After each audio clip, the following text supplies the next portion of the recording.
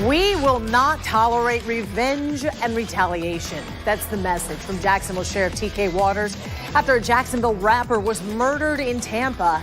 This is new video showing cars full of bullet holes. The rapper and 3 others were shot while in these cars. I think everyone feels the same way, that this is not something that's okay. This is not something we're going to tolerate, and we're going to pay very close attention, so don't get involved.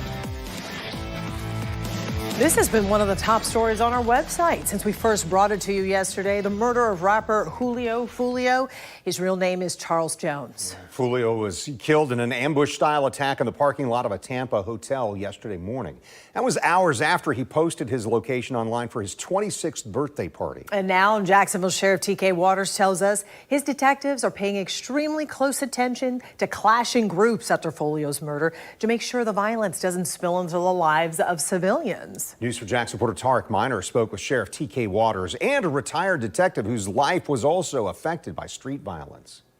New images tonight from Tampa showing just how many bullets were fired into 2 cars, including the one that rapper Julio Fulio was riding in.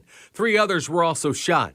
It happened just hours after the rapper invited his fans to celebrate his 26th birthday with him at an Airbnb, sharing his location with the public.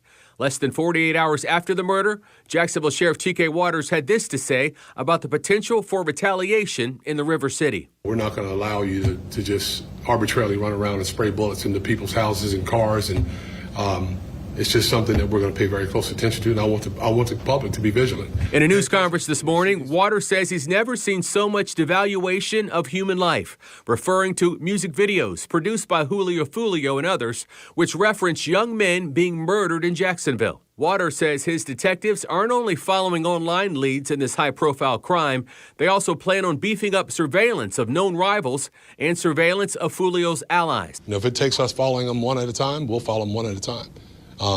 Maybe surreptitiously, maybe overtly. You don't know, but we're going to keep them off balance. So you can't come in here and start shooting up neighborhoods and cities and cars and doing whatever you want to do.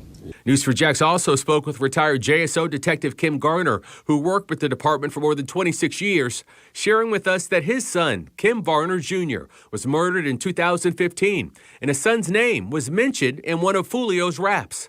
Some of the things he said in his music, he mentioned my son's name. You know, I lost my son to violence. He mentioned my son's name in one of his songs, and he had nothing to do with it. Definitely had nothing to do with it, but he mentioned my name. And I get it. He's trying to make music, get street cred, and build a reputation. But, I mean, you go about it the wrong way, this is the outcome of it. So Varner says he's hoping other young men can learn from Fulio's death and use their celebrity status for the greater good. Look at all the rappers now that are now movie stars. Those guys came from the streets. They came just from the dirt, like we say out there on the streets. They came from the dirt, and they got it.